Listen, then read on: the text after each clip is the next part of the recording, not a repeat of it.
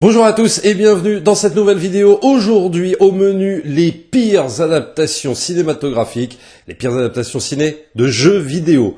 Et croyez-moi, il y a du lourd. Alors évidemment, il y en a beaucoup d'entre vous qui savent un petit peu qu'est-ce que je vais mettre dans ce classement. Alors évidemment, je vais pas tout mettre parce que je sais pas, il doit y en avoir 30. Je peux pas en citer 30, bien sûr. Ça fera peut-être l'objet d'une seconde vidéo d'ailleurs. Là, je vais vous en sélectionner quelques-uns et en vous expliquant un petit peu le contexte justement dans lequel sont sortis ces films.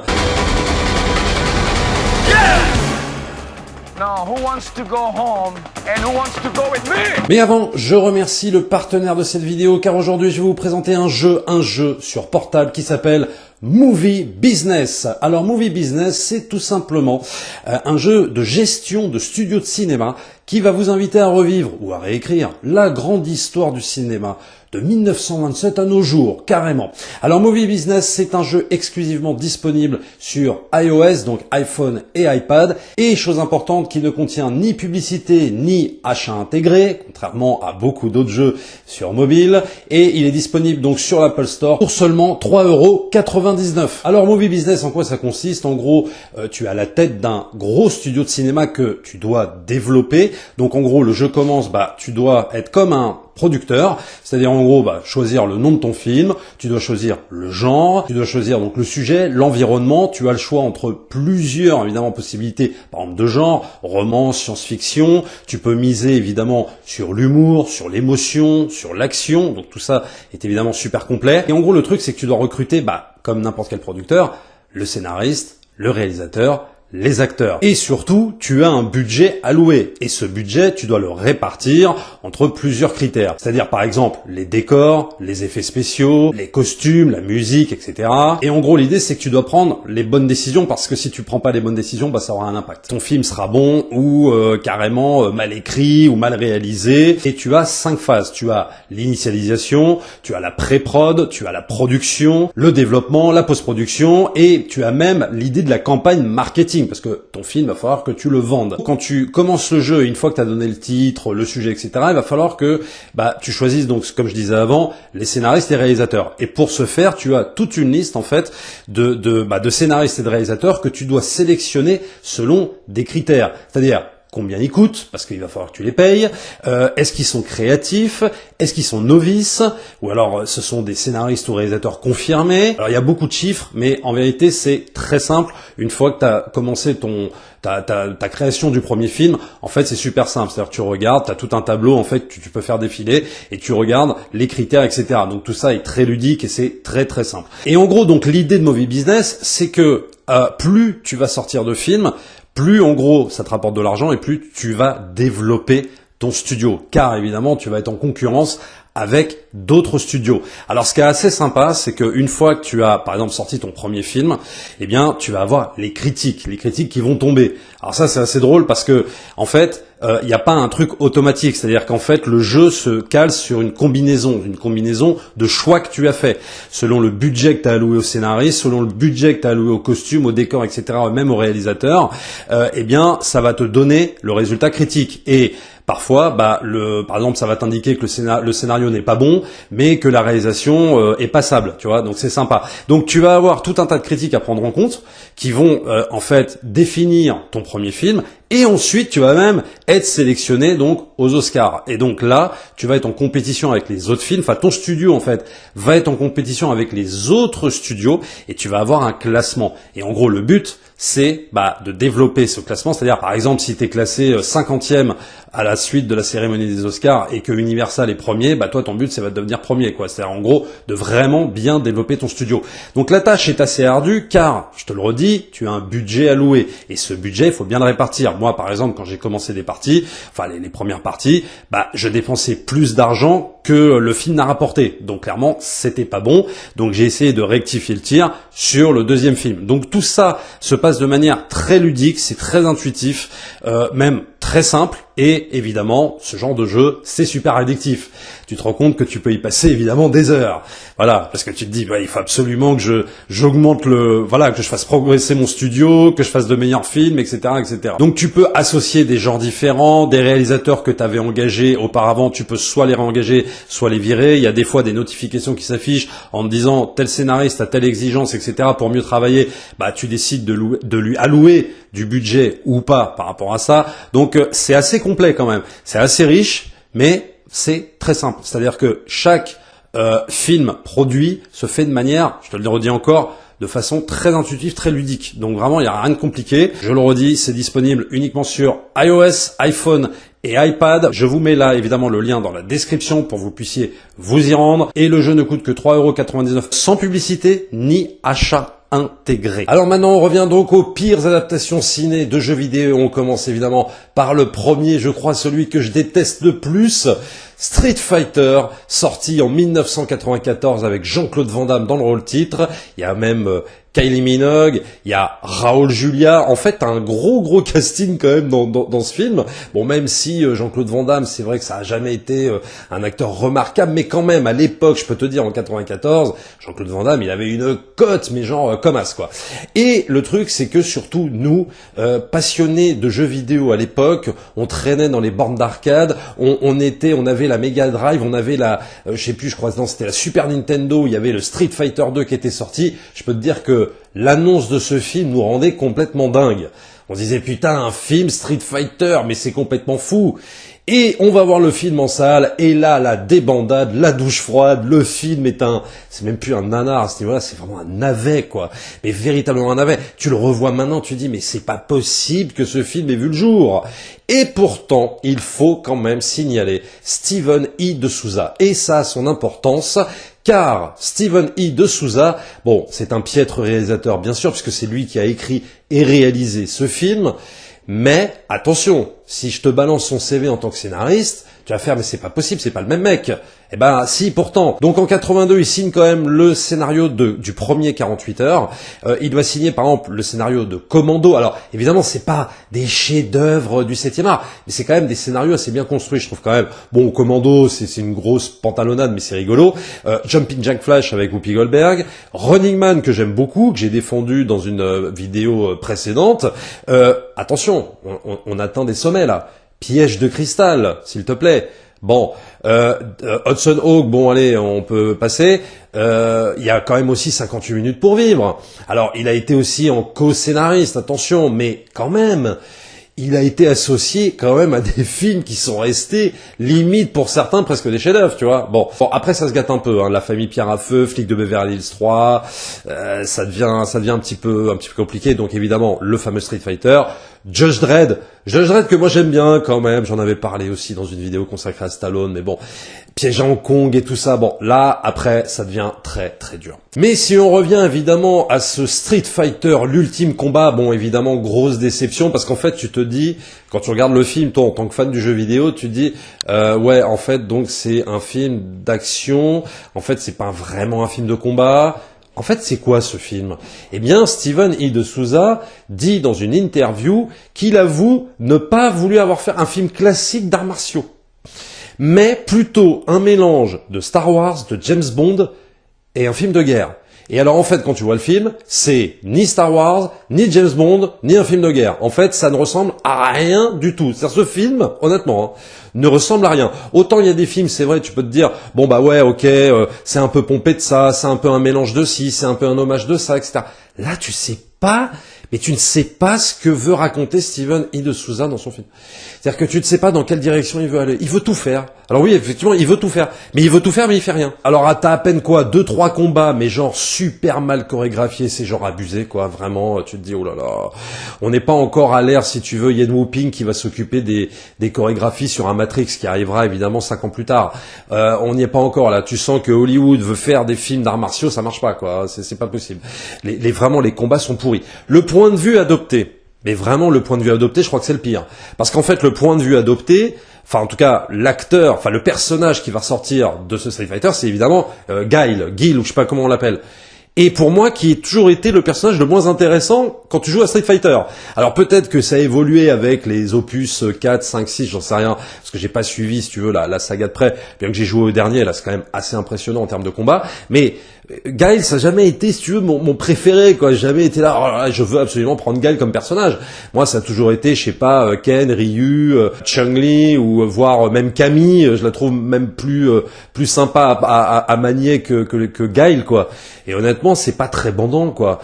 Donc, si tu veux déjà le point de vue, pour moi, il est pas bon, quoi. Il est vraiment pas bon. Mais évidemment, il pouvait pas prendre Ryu ou Ken ou je sais pas quoi, parce que si on prenait Ryu, bah le film était du point de vue asiatique et non pas du point de vue américain. Eux, ce qu'ils voulaient, enfin Steven E. de Souza, ce qu'ils voulaient absolument, c'était justement prendre le point de vue américain. C'est nous, les Américains, les véritables héros et tout ça. Donc du coup, intrigue complètement bidon. Enfin, je veux dire, l'intrigue, elle est sans queue ni tête, quoi. C'est vraiment, mais nul à chier. Et alors, il y a eu des problèmes aussi sur le tournage, car Steven E. de Souza a avoué que le tournage fut problématique à cause de la toxicomanie dont Jean-Claude Van Damme souffrait durant la totalité du tournage. L'acteur aurait acheté pour $10 000 de coke chaque semaine. Bon, c'est complètement fou. C'est vrai qu'à l'époque, Van Damme, il était complètement cocaïnomane. Peut-être qu'il l'est encore, j'en sais rien. Mais c'est vrai qu'à l'époque, c'était complètement fou. Il était dans sa période coke à gogo, ça n'arrêtait pas. Et donc, oui, bon, bah c'est sûr que faut gérer un acteur complètement ouf sous coke et tout ça. Voilà, donc film extrêmement problématique, décevant évidemment pour des fans de la saga Street Fighter. On parle souvent d'adaptation et justement de ne pas faire de copier-coller. Alors moi je veux bien, mais il y a un moment donné, il y a quand même une différence entre vouloir adapter et faire absolument n'importe quoi avec une œuvre comme Street Fighter et essayer quand même de coller au plus près. Après, est-ce que finalement ce genre de jeu se prête à une adaptation ciné? J'en suis pas certain. Faut quand même comprendre que même si effectivement quand tu joues à Street Fighter, surtout dans les derniers, ils essayent de te créer des histoires entre les personnages, etc. Bon, il y a toujours ce qui s'appelle le mode histoire, où là, on te raconte les backgrounds, les machins, etc. Mais très sincèrement, est-ce que finalement, un jeu où c'est des successions de combats, est-ce qu'il y a de quoi en faire un film? Ça veut pas dire que ça diminue l'intérêt du jeu vidéo, mais est-ce que c'est vraiment adaptable en film? J'en doute fortement quand même. Il y a des licences de jeux, on va le voir après, oui, qui se prêtent effectivement à une adaptation parce qu'en termes de narration, ça raconte quelque chose qui peut être proche d'un film. Là, Street Fighter, honnêtement, c'est quand même compliqué, quoi. Donc voilà, c'était le premier. Je crois que c'est vraiment, ouais, peut-être celui que je déteste le plus, quoi, parce que mais tellement mal branlé, quoi. C'est vraiment sans intérêt, quoi. Regardez-le comme ça. Si vous avez l'occasion, vous allez voir, vous allez souffrir, vous allez passer un sale quart d'heure, mais bon, ça vaut le coup en termes de film nanardesque, quoi. Alors le deuxième, c'est du lourd aussi, et il sort un an avant. On était gâtés à l'époque, hein. Je sais pas, ils avaient une lubie comme ça, Hollywood, ils voulaient absolument, ils avaient des licences de jeux vidéo entre les mains, et il fallait absolument qu'ils en fassent des films. Mais le problème, c'est qu'ils avaient les meilleures licences entre les mains, et ils en ont fait les pires films. Faut quand même le faire.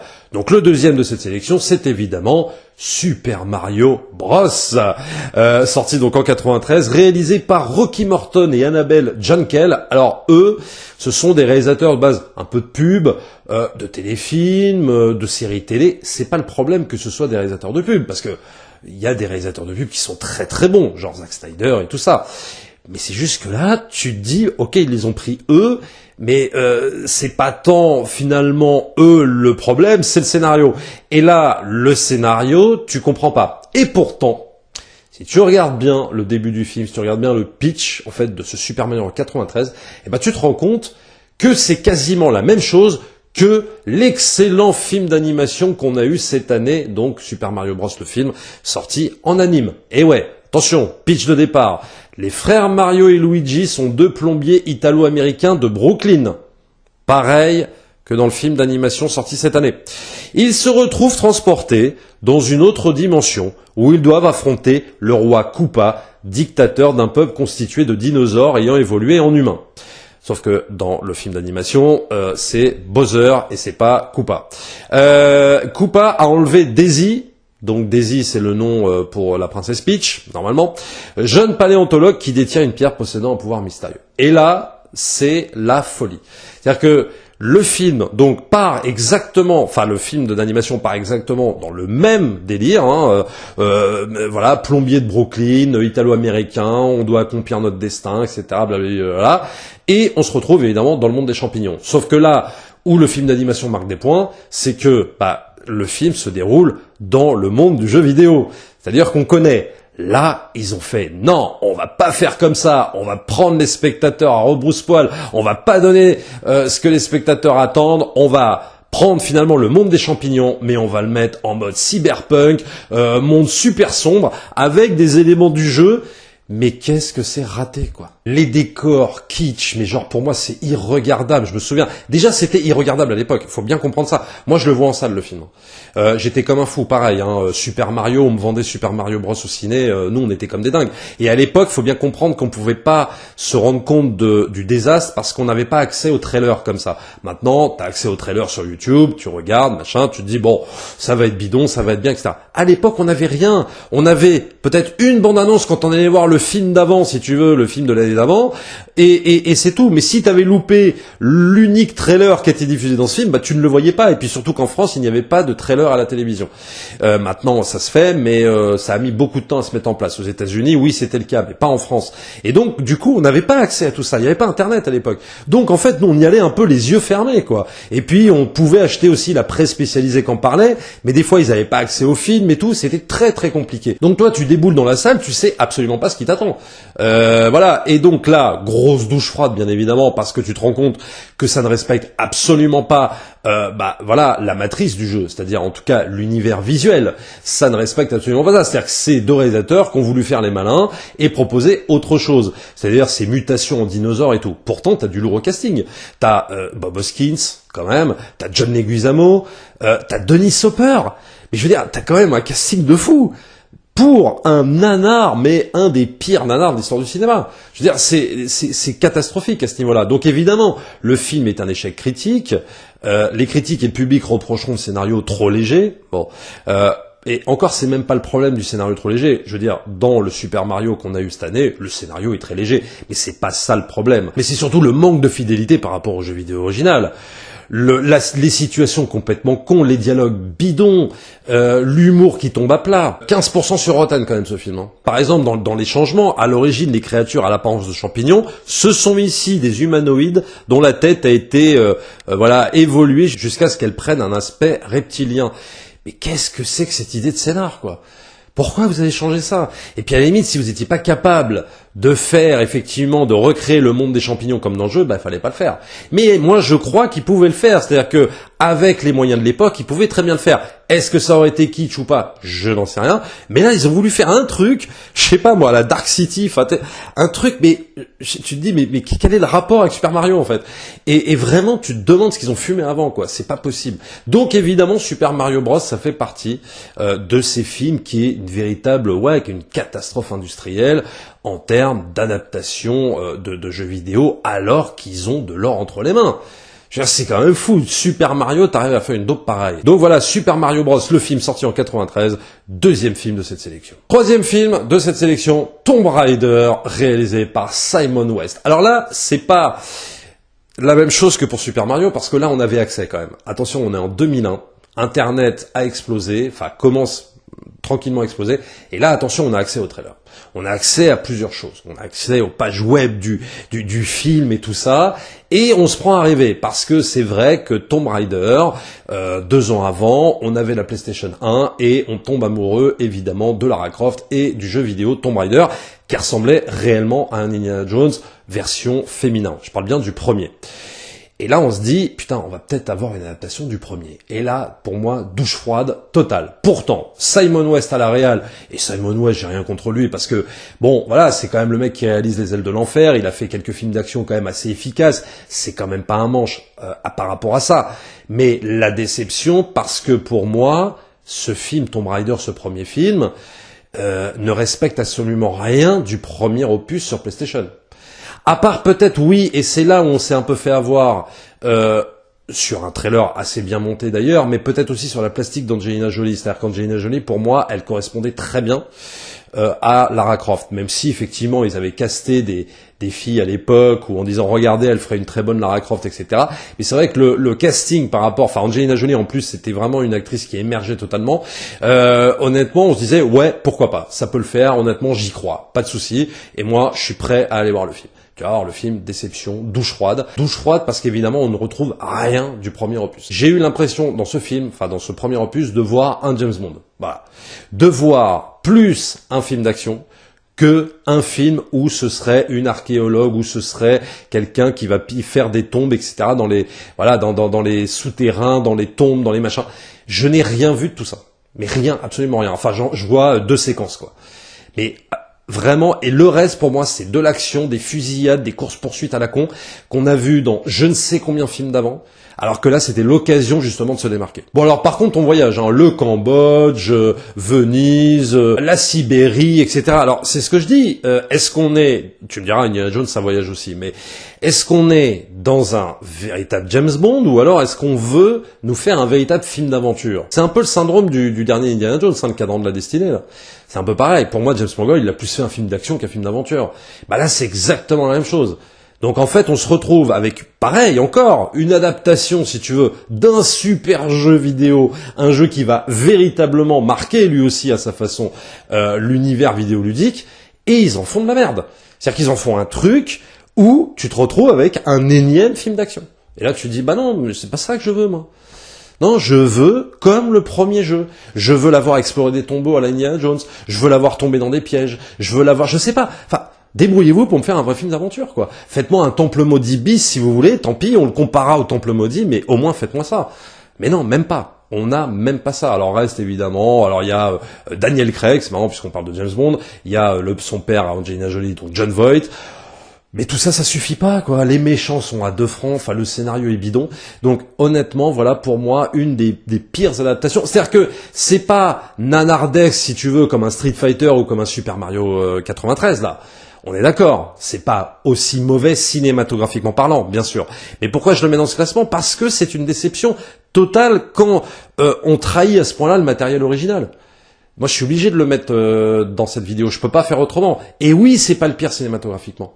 Mais c'est juste que il n'arrive pas à retranscrire l'âme du jeu, quoi. Et donc, pour moi, c'est un échec total. 4e film de cette sélection, ayant encore du lourd, Resident Evil, sorti donc en 2002, réalisé par Paul W.S.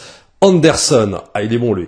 Alors, Resident Evil 2002, pareil, t'imagines la grosse déception, pareil, de l'or entre les mains, hein, Resident Evil, quoi. Bon.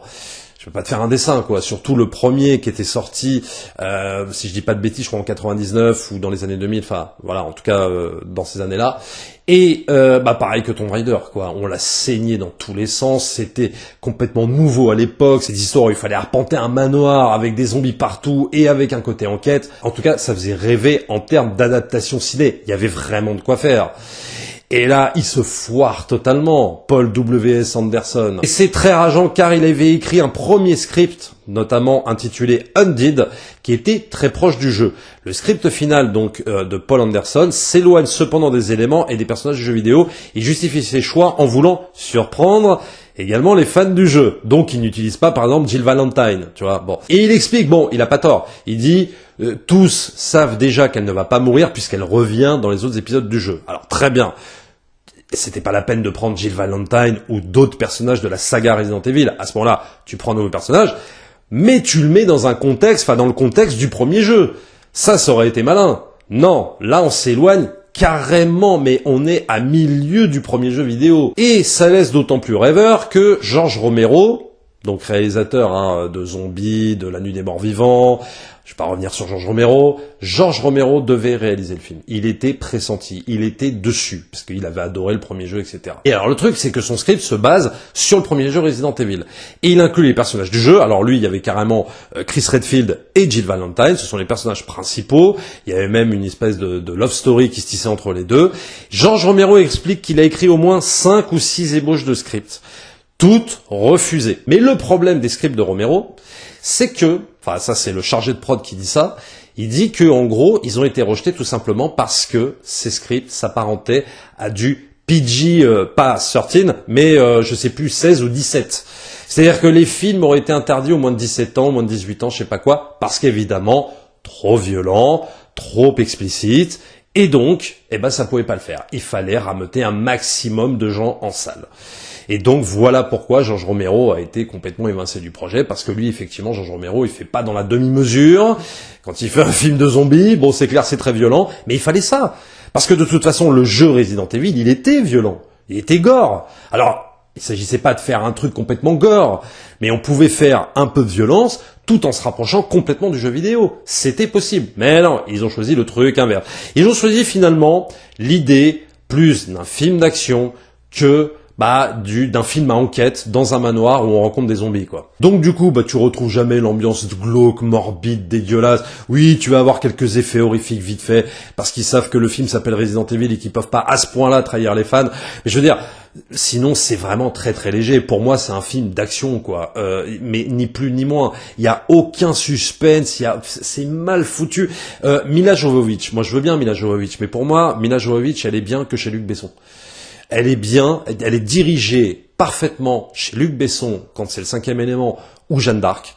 Parce que je sais pas, il lui donne le rôle qui lui correspond, il lui donne un peu ces rôles un peu d'illuminé qui lui correspondent. Dans une prod ricaine, façon, je sais pas, Resident Evil ou autre film d'action, ça va pas du tout, quoi. Tu vois une espèce d'ahurie courir dans tous les sens, etc. Ça ne va pas du tout, mais pas une seconde. Donc en fait, tu n'as même plus dans ce film l'aspect survival horror, c'est un vulgaire film d'action. Et quelle déception, c'est tellement dommage. Pareil, de l'or entre les mains, on en fait de la merde. Mais ce qui est quand même bizarre, c'est qu'il y a eu, 6 suites de ce Resident Evil. Mais c'est juste hallucinant quand même. Alors, évidemment, c'est pas des suites, si tu veux, super appréciées en termes critiques, mais finalement qui a toujours trouvé plus ou moins son petit public. Alors que ce soit en salle, ou peut-être il y en a qui sont sortis directement en DVD, enfin je sais plus. Je crois qu'ils sont tous quasiment avec Mila Jovovich, d'ailleurs. Enfin j'ai pas suivi honnêtement. J'ai vu le premier, ça m'a vacciné. Je me suis dit non, je pourrais pas voir les deux, je pourrais pas voir les autres, c'est pas possible. Je vais pas m'infliger ça. J'ai détesté le premier. En plus ils sont tous réalisés, je crois, par Paul W.S. Anderson là. Donc si tu veux, non. Et à un moment donné, je n'ai pas pu. Et puisqu'on parle de Paul W.S. Anderson, j'arrêterai évidemment la vidéo car je ne peux pas tous les citer. Il y a évidemment Mortal Kombat que je n'ai pas vu parce que j'ai trop peur de me l'infliger. Oui, je sais, je suis désolé, mais évidemment, ça fera peut-être l'objet d'une seconde vidéo. Il va falloir que je me l'inflige à un moment donné. Il va falloir que je passe par là, que je me mate ce putain de Mortal Kombat réalisé par Paul W.S. Anderson.